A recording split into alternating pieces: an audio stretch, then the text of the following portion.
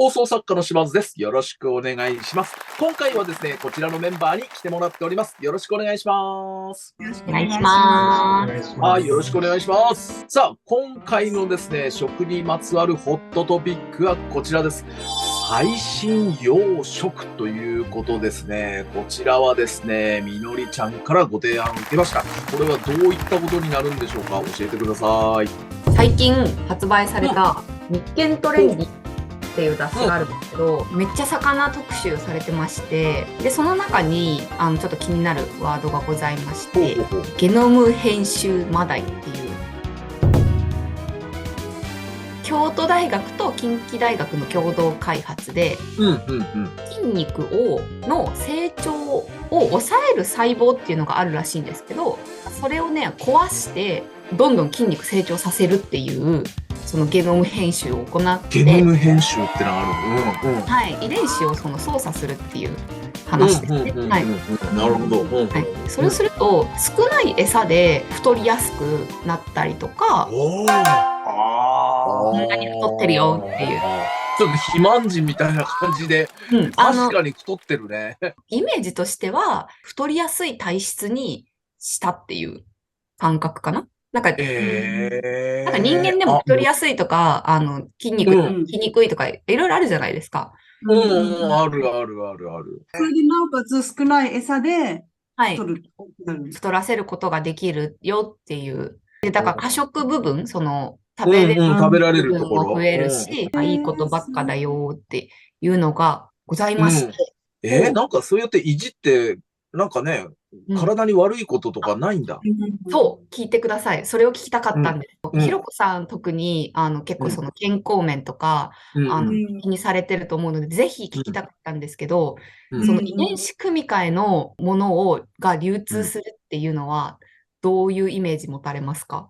遺伝子組み換えって聞くと、なんかいいイメージはない？はい。いいイメージはしないんだけど、その良くない餌をあげて育てるよりは、もう遺伝子が変わっちゃってるんだったら、別に問題はないんじゃないのかなって。一応、その政府がちゃんと認可して、問題ありませんよって、太鼓判を押してるんですよ、これに関しては。だから世に出てきたっていうのがあって、米が、ギャバ増加トマトみたいなのが1個目です。野菜でもそういうことがあるんだ。実が大きくなっちゃうの。成長が早いんだ。いや、ごめんなさい。私すいません。そこまでは詳しくなくて、そういうのがあったよっていうのが最初で、はい。で、今、コオロギ問題とかあったじゃないですか。食用コオロギね。給食で、その、コオロギのパウダーを使ったのが給食として出されて、それは食いたくないとかっていうのが結構、ひととき話題になってて。でも私、昔、イナゴ食べてたんで。なんかイメージ的には、コオロギって一般的に食べられるもんじゃないのかな。私よくわからないけど、聞いたことがなかったし。結構その話題なんで、私ちょっとそのエゴサーチしたんですよ、この収録前に。みんな世間の反応とかどうなのかなみたいな。で、やっぱりその案の定、そのコオロギとか引き合いに出されて、そういう変なものを食べたくないよみたいな話とか、あとは遺伝子操作してるわけだから、一回その問題になったのが、その自然界でそういうのを一緒に育ててしまうと、作物とかでも大豆かなんかでもあったじゃないですか。そのアメリカで組み換えの大豆をなんか育てたりして、で、その周りにいた生き物、普通の生き物もなんか変になっちゃったみたいな。あ、そうなの？そこまでなんの？なんかね、そういうその周りの生き物の影響とか生態系とかを犯すっていうのも問題だよねっていうのがあったので、例えば、それを生けすで育てた場合、もしそのマダイが逃げ出しちゃった場合、どう責任取るんだ、自然界と混じった時にどうなるんだ混じっちゃった時どう責任取るんだみたいな話とかがいっぱい出てきて、あとは、餌に虫を混ぜたりするんじゃないかとか、そのコオロギとか、魚の餌にね、食べたくないみたいなのとか、いろいろ出てきたんですけど、よく調べると、ゲノム編集マダイは、陸上でしか養殖しませんって出てるんですよ。だから、もし逃げ出したとしても、そういうこと？水槽の外っていうか、はい、どうせ絶対、死んじゃうっていうか、はい。海に逃げ出す問題は、とりあえず今のところなさそうだな。だから、餌に虫とかっていうのも、なんかちょっとそういう記事があったんですよ。そうなの。てか、今まで逆に言うと虫は使ってなかったの、餌には。養殖のやつ。基本は使ってないです。小魚とか、はい。魚粉っていうやつですね。魚粉。食べられないようなちっちゃいお魚を細かくして、餌に栄養剤と混ぜて、ね、で、ギュッてしたような、なんかペレットみたいなやつを食べるっていうのが主流だったんですけど、魚って普通に虫食べるよな、みたいな、その自然界。ミミズとか。そう。魚は別に普通に食べてるよなって思うんだけど、全然食べてるので。餌の段階で気にする人もいるんだな。そうで、なんか、それとかご存知ないのかなと思ったりとか、はい。で、まあ、いろんな世間の意見を見て、学んでました、私は。なるほど。養殖はもう切っても切り離せないというか、お魚に関しては。だから、前も申し上げたんですけど、その天然で食べてるお魚は言ったように何食べてるかわかんない。けど、その養殖のお魚だったら、その管理されてるから、こっちの方が安心感感じる人もいるんじゃないかな。タイ以外はこれはできないのまだ。フグもあるらしいです。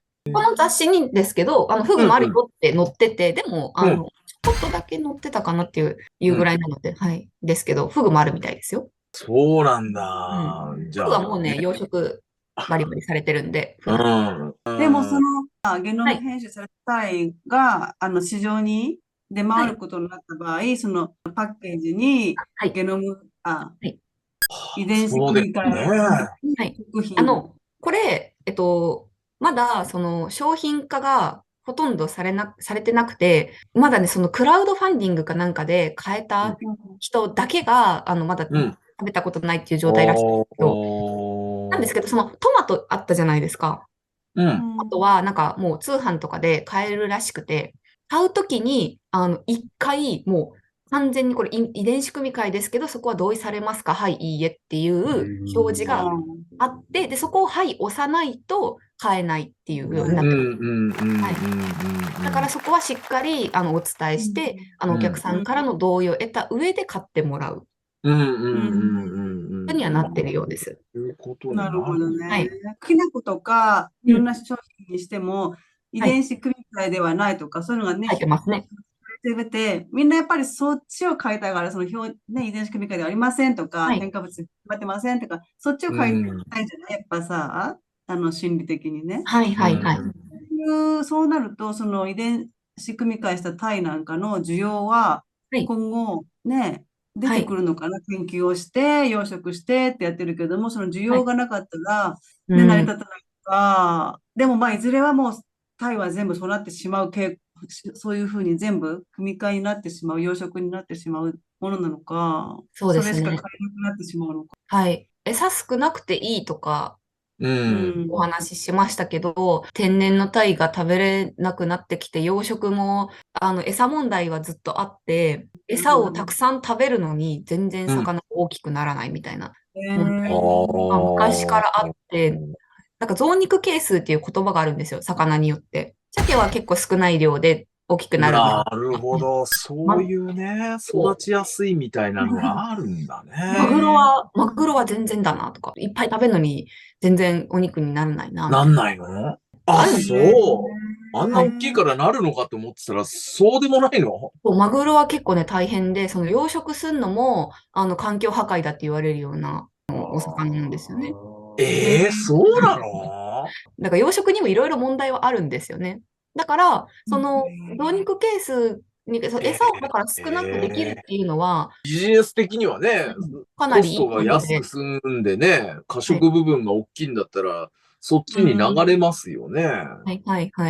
長い目で見ると人間もそのね、少ない量で上質なタンパク質を取れるんだったら、そっちの方が都合がいいはずなので、確かに。いいことではある。